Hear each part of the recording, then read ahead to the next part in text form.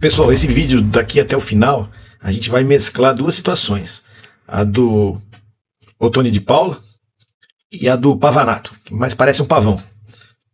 Os dois estão dominados, foram humilhados, um apanhou o outro, tá para ser preso. Enfim, as coisas vão de vento em popa. Um tá tomando um cacete, figurativo, tá? De Alexandre de Moraes, o outro tomou um cacete na USP, literalmente. Bolsonaristas. É bomba, mais um deputado bolsonarista pode ser caçado. Já compartilha. O que ninguém imaginava aconteceu. Ottoni de Paula, aquele mesmo deputado bolsonarista que chamou Alexandre de Moraes de lixo e canalha, foi até o gabinete do ministro de cabeça baixa pedir perdão. E mais, entregou uma carta escrita a punho, cheia de arrependimentos. Sim, meus amigos. O homem que bradava contra o Supremo agora implora para não perder o mandato. Você quer entender tudo isso? Quer? Então fica comigo, porque o vídeo de hoje vai te mostrar os bastidores dessa humilhação histórica para o bolsonarismo. Ottoni de Paula, deputado do MDB do Rio, foi uma das vozes mais barulhentas contra Alexandre de Moraes. Em 2020, ele se destacou com ataques pessoais em transmissões ao vivo, chamando o ministro de tudo quanto é nome, menos de santo. Mas a brincadeira virou uma coisa séria.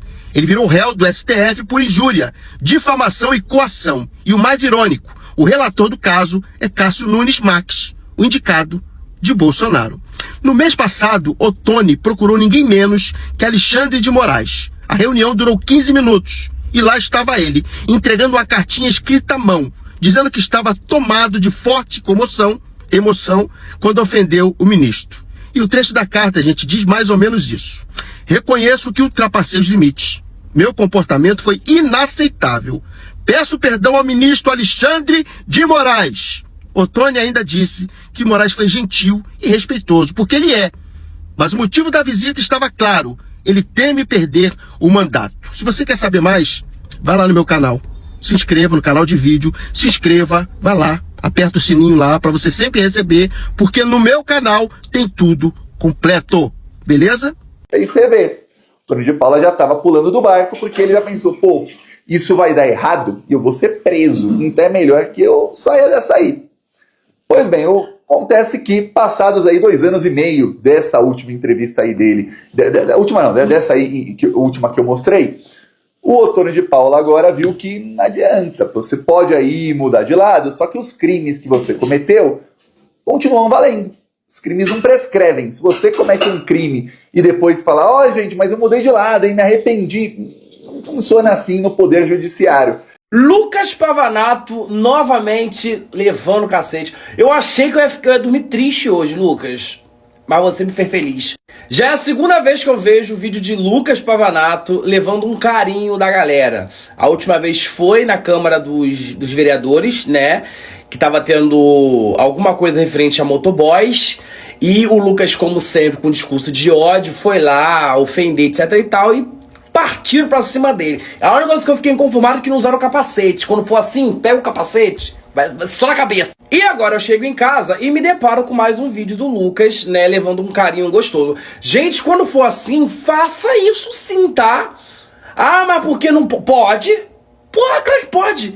Primeiro que eles só vão ali, não vai pra trabalhar não. Eles vão ali, ele, Nicolas, o Cleitinho, eles só vão nesses lugares assim pra poder fazer cortes pra internet, pra lacrar na internet. Mas eu não tô preocupado se tá com buraco, se tá com caindo neve, caindo chuva, granizo. Eles não estão nem aí, eles querem fazer cortezinho pra lacrar na internet. Porque são políticos só de lacração na internet. Vou deixar o vídeo aqui, vocês me dizem nos comentários o que vocês acham. Eu só não vi sangue, eu não vi sangue. Quando for assim, taca-se pedra.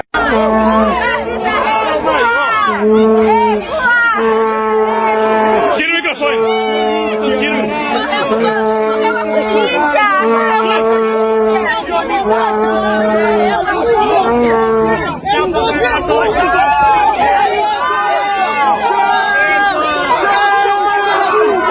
Porque eu decidi enfrentar o Pavanato, rasgar o cartaz dele quando ele foi na Universidade de São Paulo. Então, a primeira coisa que eu quero deixar manifesta é a seguinte: eu agi daquela maneira porque eu sabia que eu não estava agindo individualmente. Queria debater centralmente com uma ideia, que é a seguinte: reagir significa dar palco para a direita. Eu concordaria 100% se não fosse um pequeno detalhe. Eles vão ter o palco que eles tiverem, independente do que a gente fizer. Eles vão conseguir o palco que eles querem, independente do que seja feito. Ainda que nós não tivéssemos reagido, eles teriam conseguido criar algum conteúdo. O grupo de direita voltou na universidade num domingo para fazer filmagens, corroborando essa narrativa de... E vocês sabem o que eles gravaram? Cartazes. Essa galera não tem compromisso com a verdade, em nenhum sentido. Eles vão dar um jeito de fazer um corte para que aquilo pareça absurdo. Então, a pergunta que eu faço é a seguinte: se eles sairão de lá com o conteúdo que eles querem, devemos nós naturalizar a presença e esse tipo de atitude política nos âmbitos da universidade? Pra mim, essa é a questão mais fundamental. Ele tá falando que vai vir armado na universidade. Quem vem armado vem pra debater. Veio debater na universidade. Ora, gente. Olha quem que tá aqui na USP hoje. Olha o merda que veio aqui pra USP hoje. Que é a extrema-direita. Oxi, olha isso. Olha isso. Pavanato já apanhou de mim 2 vezes no debate e voltou hoje pra Universidade de São Paulo pra intimidar os estudantes. Quando você trabalha em aula 6 por 1, você vai parar no hospital, Você trabalha com esse vereador? Qual vereador que mais protocolou um projeto de lei em São Paulo? Qual vereador que vota aqui? Não. Pode ir embora daqui. Vai embora daqui. Vaza. Vai embora daqui. Você não é a gente vai te expulsar, velho. Galera, estudante, quem tiver aqui, bora colar e expulsar o Pavanato daqui. Não vai colocar cartaz aqui de novo. Não vai colocar cartaz aqui de novo. Dá o papel. Não vou dar. Da última vez vocês vieram com cara armado.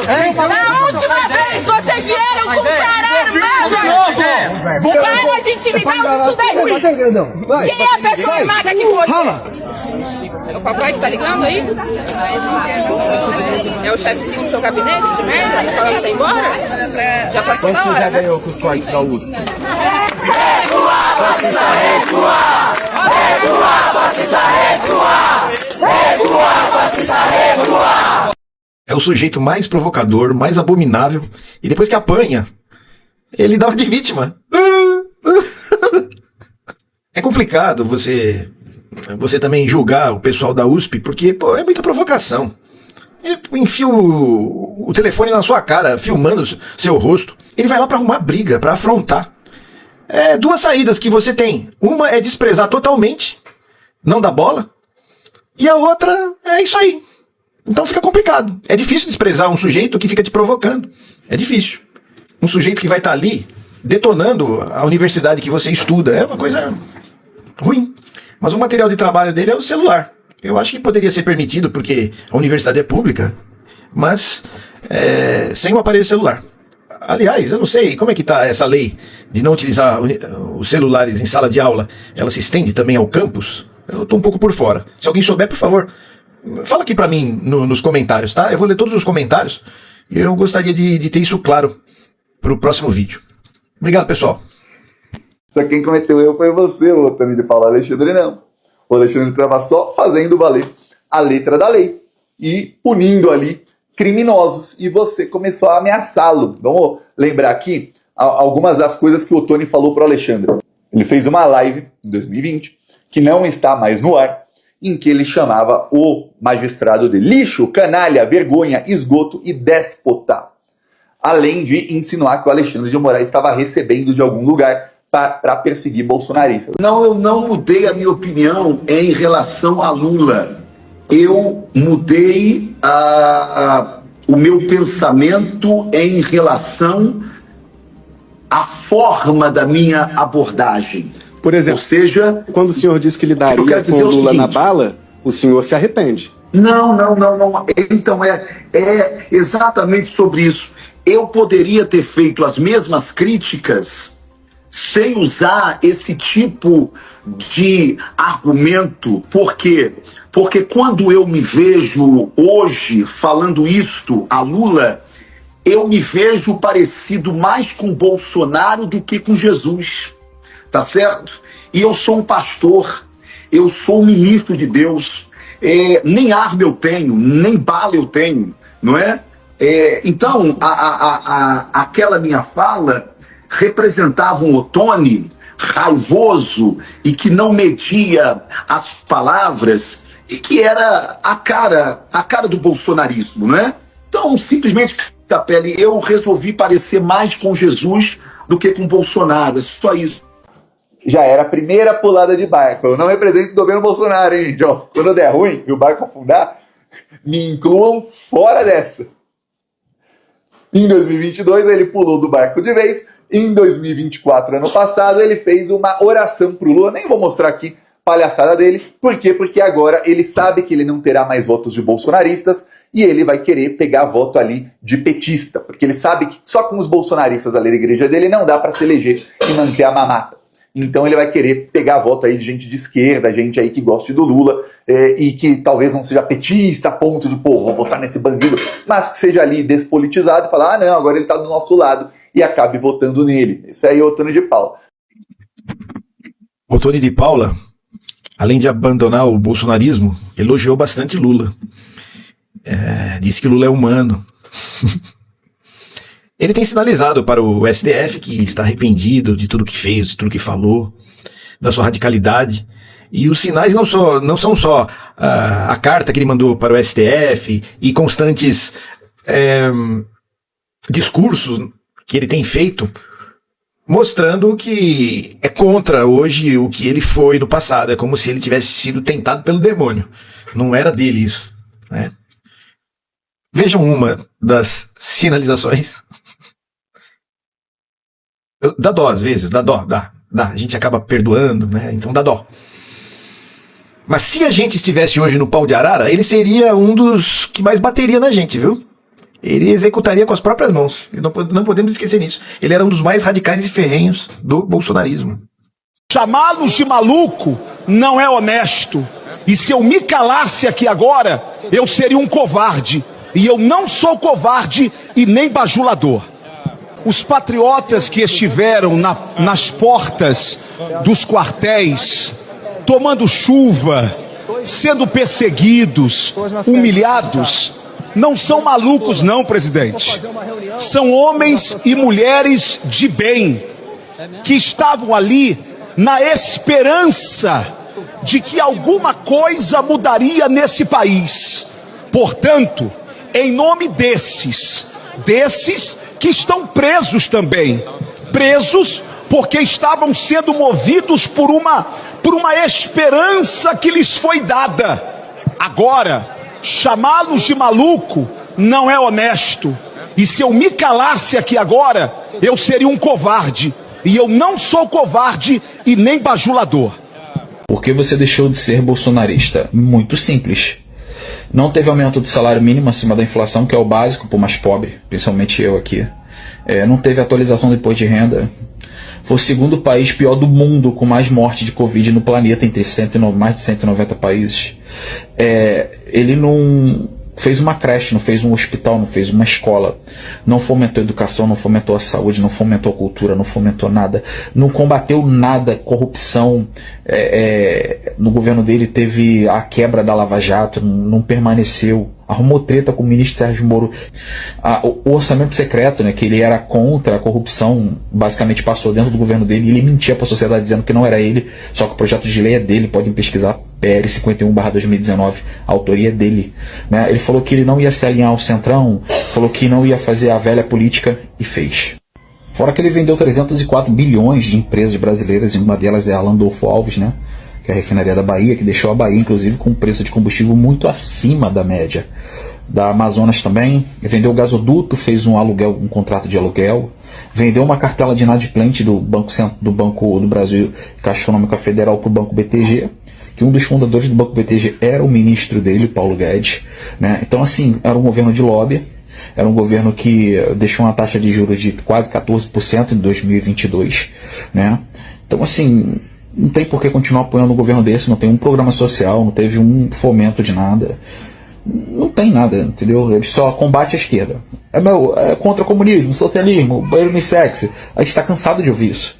A gente quer a solução para alguma coisa, para melhoria, sabe? O cara não fez o básico, quer o salário mínimo. Então, não dá para continuar. A direita não é perfeita, mas a direita, ela trabalha com conservadorismo. O cristão é um conservador. Nós conservamos ensinamentos bíblicos de 2 mil anos. O cara se diz conservador por seguir alguém que desceu o chicote em mercador da fé em falso profeta.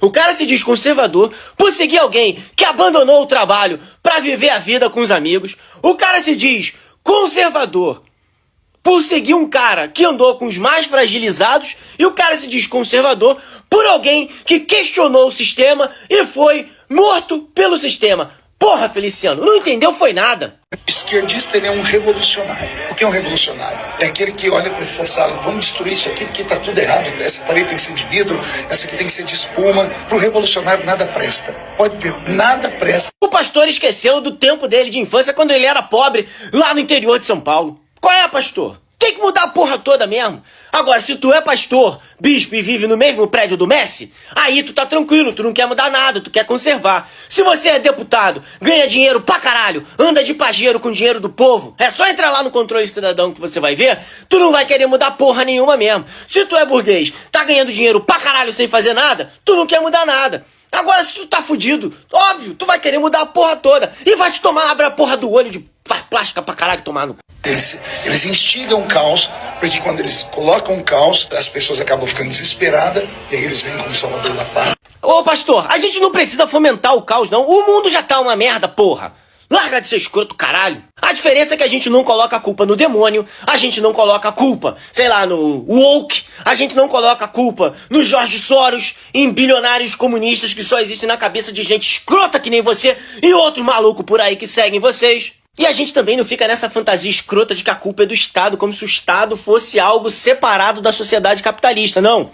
O Estado moderno é um produto da sociedade burguesa e responde aos interesses da burguesia. A gente sabe dessa porra e não fica fazendo esse trololó aí de caralho de asa que vocês fazem, entendeu? E vai te tomar na porra do olho daquele lugar. É só lembrar de Jesus. Jesus precisou instigar o caos pra querer mudar a porra toda que ele viu lá quando ele nasceu?